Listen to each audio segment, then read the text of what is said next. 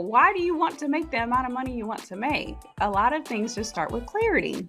So once you know, then it's easy for you to say, okay, this is how much money we need to keep the lights on, and this is how much money I want to make. Welcome to CEO Conversations, the private practice podcast. I'm your host, Brandy Mabra. This is your one-stop shop to learn the business side of your practice on a deeper level. On this show, we empower you to own your CEO status to scale your practice for growth, sustainability, and profit. Listen in as we talk about how to market your practice to gain more visibility, hire, build, and engage your ride or die dream team, create streamlined operations, and make financial decisions as a CEO. It's time to show up as a confident leader to create a practice and life you love. Let's get started. It is Brandy, and welcome to another week. And at the end of this week, we are getting ready to go into September. And September is the last month of Q3. Wow. I'm recording this episode from my desk, and I am fresh off of a really great workout. So I had a really great workout this morning. I have been diving into doing more weightlifting. I've always incorporated weightlifting in my workout regimen. However, I need to incorporate more, and for a couple different reasons. I'm getting older and I need more muscle mass, and metabolism is not the way that it used to be, all the things. And so I have been sore. There was like a picture that I posted in my stories on Instagram of just all the creams that I am using in order to lift more. But I'm excited because this morning in my workout I was able to increase weight, which was really fun to see, and so it's working. It's working. So if you have not gotten in your workout or walking, running, Pilates, what other workouts are there? Boxing. I love kickboxing. I miss it. Get it in. We have to take care of our bodies. So that's the wellness plug for today's episode. Yeah, but today I'm excited about today's conversation. We are talking about the 3 things to do to help you hit your revenue goals. So as we're diving into the last month of Q3, we are getting ready to go into Q4 actually. And so as a reminder, when you're a CEO, you are thinking not only what's happening today, but also what's coming up. What's down the pike? What's in the future, right? So as a CEO, your job is to guide the ship. Your job is to provide the vision. Your goal is to, I keep wanting to say guide, and I think it's because you are the guide. You are the guide for the practice. And you are in a place where you have to have clarity for what are we doing. Not saying that everything has to be perfect or you can't know the answer. Sometimes the clarity is I don't know the answer, and that's okay, but you still need to know. And you have to stop and take a minute to think, okay, what's happening, what's working, what's not working. And when it comes to the financial piece, that's so important. And I know from my own experience and from the clients that I have the amazing blessing to be able to work with, sometimes the money piece can be a little scary. It can be a little challenging. And even when you're nervous about what the financial picture is, what it's going to look like, it can be really, really daunting, and even more daunting if you don't know your numbers like at all. I mean, at all. If you were listening to this and you're like, man, I haven't even sat down and I don't know. I don't know how much money we've made. I know there's money in the bank account. Or if you're sitting down and you're stressing out about payroll, or if you are just kind of winging it and you have no type of goals for revenue. Like if you don't know, like if we're getting ready to go in September and you're like, I have no idea how much money I want to make this month, then go back to basics because you need to start there. It's very easy to get into the cycle of, I want to make more money. I want to make more money. I want to make more money. Well, great. Part of making more money is you have to know how much more money you want to make. Money loves purpose and money loves structure. And I've learned that throughout like just being an entrepreneur. The more structured I am with the amount of money that I'm receiving, the resources that I'm receiving, the more that I give purpose to the money that I'm receiving, the better off that I am and the more money I make. I promise you. So sit down, pay attention, know that regardless of what you're being shown, It's an opportunity for you to refine things, for you to enhance things, for you to have a better understanding, but you have to face it. You cannot live in ignorance and think that it's going to be okay. But I want to dive into the three ways that you can definitely hit your revenue goals if you are first knowing what they are. So number one, have a goal. There's two things that you can ask yourself, two questions. How much money do you need to make in the practice to keep the lights on is what I say. So this is how much money you need for the practice just to function, for you just to keep your doors open. And that's going to be different for everybody. So there's the payroll if you have a team, whether they're contractors or W 2. There are the literal lights if you are in a brick and mortar, or even if you are virtual setup, you still have the lights that you have to keep on inside of your office. If you are paying for additional expenses when it comes to like your EHR, which most people who are listening to this, I'm sure you are, when it comes to your EHR, or when it comes to maybe some luxuries that you have inside of the practice. Like one of my clients, she loves to give her patients treats and things. Like all of that costs money.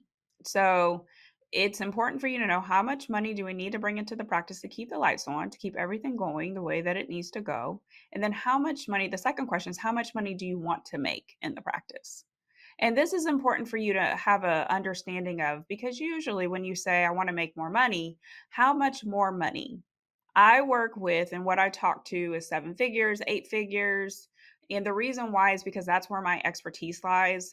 That's where I shine the brightest is definitely in the multi-million space. And it's important for you to know, do you even want to make that much money? Some people don't. Some folks are like, "Hey, I'm cool. I'm cool with six, multi six." Like, and there's no right or wrong answer when it comes to the amount of revenue that you want to bring in or the type of practice model you want to have. However, you just need to know.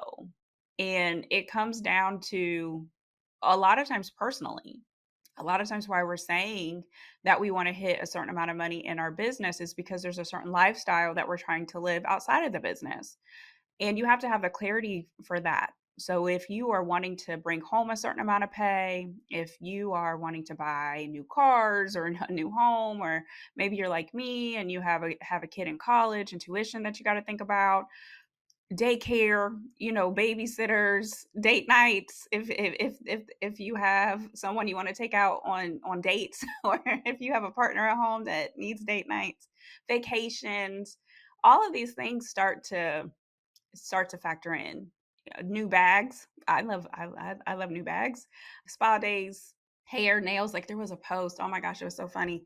It was talking about all the things like when you get your hair done, it's like $200. When you get your nails done, it's like $160. When you get your eyebrows done, it's like $250. Like it was a guy, he was just throwing out all these numbers, like all the things that start to factor into self-care and making sure that we're able to hygiene, like all this stuff, all that adds up.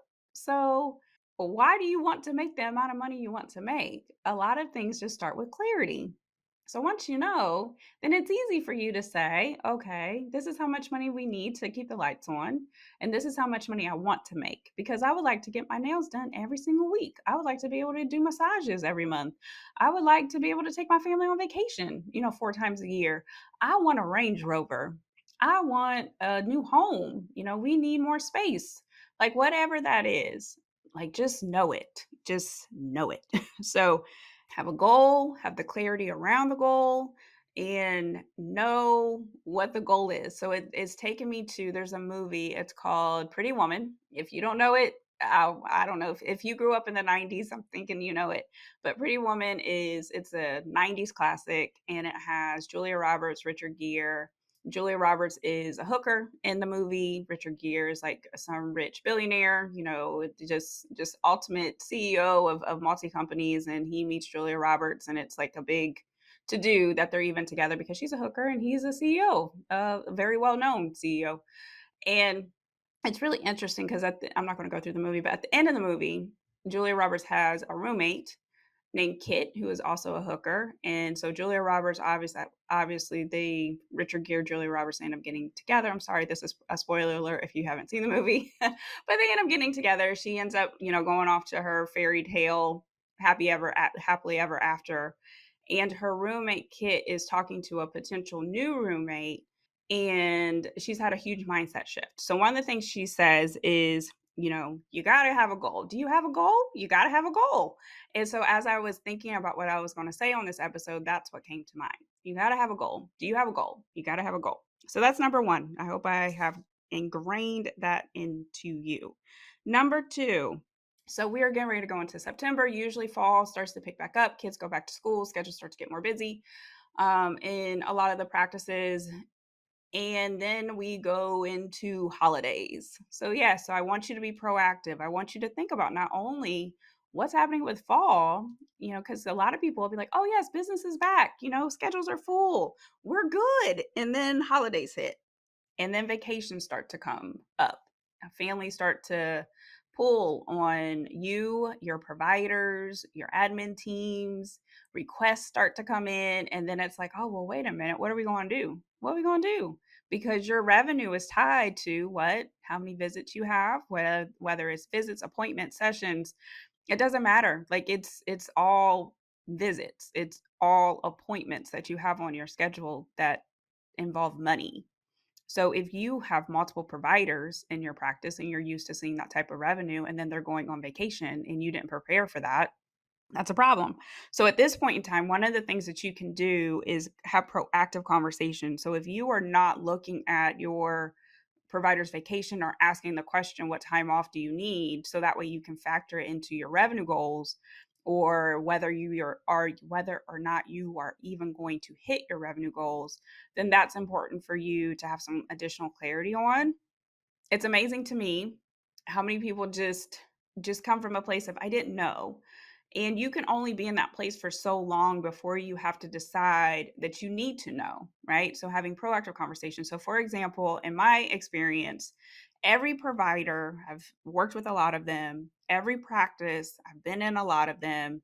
I always knew for the year, yes, I am saying for the whole year, we would force our providers to sit down and decide what time off do you need, not just for this quarter, not just for this month, not for in just 2 weeks, but for the whole year. And it forced them to go back, sit down, and think about, what do I have going on with my family? What vacations are coming up? What do the kids have? What does my partner have? What does my wife have? What does my husband have? Like all of this stuff. Like they had to think about what is happening more outside of just me coming in and seeing patients. I'm going to encourage you to do the same thing. And so, even going into 2025, it's helpful for you to sit down and have an open conversation what vacations you have coming up. The reason why is because you can now plan accordingly when you're forecasting what your budgets are, when you're forecasting what your visits might be, when you're forecasting how much revenue you're going to make in a certain quarter, a certain month. You can anticipate these things, and it's not just where you're thrown off. No, you were preparing for it. You were putting money aside for it. You could say no to it. You could maybe work out a different week or a different month that actually worked better. It's important for you to really step into what is the potential revenue that's going to come in based on your schedules. Also, what is the money that's already outstanding? So if there is money, where I know a lot of people are still struggling with what happened with Change Healthcare, you're going to have to factor those types of things in. How much money might be outstanding with patients and clients, or money that might be outstanding with like payers, money that hasn't come in yet. Are you reconciling all of that? All of that starts to factor into whether or not you're going to hit your revenue goals. If you have money out there that you haven't even collected on, you haven't sent an invoice for, you haven't had a conversation with a patient, or your admin team isn't talking to your client's patients, like all of that's going to impact it, right? So there's so much more that you need to know outside of what's happening in your bank account. That's not the end all be all, especially in healthcare, because money comes in different ways and different times. So you have to understand the cadence. So if you are in a place of trying to make sure that you hit your revenue goals, and you want to be in a place of, hey, I feel good about what's going on, and even just knowing holistically what's happening financially with your practice, that is so helpful. So number two is look at your upcoming visits. Definitely factoring in any vacations and then knowing what your potential revenue that is due to come in or hasn't come in what's actively coming in. So that is number 2. Number 3 is to double down on what is working. Sometimes the answer is already there in front of you. Instead of going back and going and like recreating the whole wheel, what's working? So if you are partnering with a certain provider and they're a great referral resource, find more of them. Double down, right? If you are hosting a workshop every single month and it's allowing for folks to come in and get to know you and the practice and whether if it's virtually or maybe you're going on site somewhere or whatever that setup is, or if someone's coming inside the practice, it doesn't matter. If it's working, double down on it. Keep doing it, right? So whatever's working for you marketing wise, really, double down on it. Keep doing it, especially if your schedules are not full. There's a lot of telltale signs, a lot of breadcrumbs that are left inside of the practice that people miss because you're thinking about all the other things, right? And rightfully so. You're a busy owner. You have so many things that come at you. Sometimes just sitting down, like, okay, well, what is working? What's the zip code? Like, where are people coming? Is there a certain zip code that maybe we need to market more heavily in? That's an opportunity. Is there a certain specialty that is a really great partner that's in alignment that's already working? Maybe we can find more of that specialty. Is there a really great business, a type of business industry that need us, that it's a great partner? Maybe we can have more conversations. Is there a certain type of post that we're posting, a certain topic that we're talking about on social media that seems to resonate? Let's talk more about it. And then let's take it and create a blog out of it. Let's take it and create a video out of it. Let's take it and create a post, like a carousel post out of it. Let's take it and maybe create a whole workshop for it. Like, you know what I mean? So there's breadcrumbs that are being left in your practice that's going to allow for you to hit your revenue goals if you just stop and pay attention. And if you were sitting here like, Brandy, I hear you, nothing's working in my practice. Okay, cool. Think outside the box. Be creative. What can you do? Sometimes, especially as entrepreneurs, we're testing things, we're trying things. There's no guarantee. What works for one specialty, what works for one practice, what works from one location, what works for one area of, in this point, with everyone I work with global clients. What works in one region might not work in another region. What works in one state might not work in another state. What works in one type of practice might not work in another practice, and they could be the same specialty. So at the end of the day, you have to think outside the box. You have to think like an entrepreneur. You have to know and be just persistent on it. Hey, I'm going to hit the revenue goal. Hey, I'm going to make sure that my practice is financially healthy. Hey, I'm going to be profitable. And that is so powerful, so powerful. But do not sit there and just quit or stop. And so the other part of this is you have to keep going. You have to keep showing up. You have to keep maybe tweaking things or refining things, or maybe you need to do a whole pivot. I don't know. But if you want to hit your revenue goals, it's completely possible for you. I see it every day. And it comes down to strategy and intention, recognizing, measuring things. That's why metrics and KPIs, key performance indicators, are so powerful. So 3 ways, let me repeat them. Number 1, have a goal. Number 2, be proactive. Look at your upcoming provider vacations, anything that's going to impact revenue. Look at visits. You already know how much money you're going to make in November. Just go into your schedule and look. Also, look at for the hidden pockets of money, right? So looking at billing, looking at invoicing, is if you're cash pay, you're not collecting money before the visit. Does anybody, who owes my money? Where's my money? That's for number 2. Number 3, double down on what's working and find the breadcrumbs. There are telltale signs of what is working, and you need to just keep doing that. Don't overcomplicate things. Don't overcomplicate them. If something is working, do more of it. If something is not working, be creative. Think outside the box. You're an entrepreneur. And at the end of the day, just keep going. Keep going. You got this. You got this. So that is today's episode. Thank you so much for listening. If you are in a place where you need additional support, please definitely see the links in the show notes. There are a couple different ways. I have a brand new newsletter that I just came out, and it's called CEO Moves. And so if you are in a place where you want to take 3 CEO move actions, like take actions, there's so much information out there, so much information. And what I find is the most successful private practice owners, the most successful entrepreneurs, they take action. They take imperfect action. So part of the newsletter was inspired because I see all the newsletters and all the things. I'm like, there's a lot of information here, but nobody really tells you do this, you know? So in the newsletter, it's 3 things every week that you can do to help scale your practice for growth, sustainability, and profit. So we dive into 6 pillars. So there's the you pillar. So there's some stuff that you need to do for you as a CEO.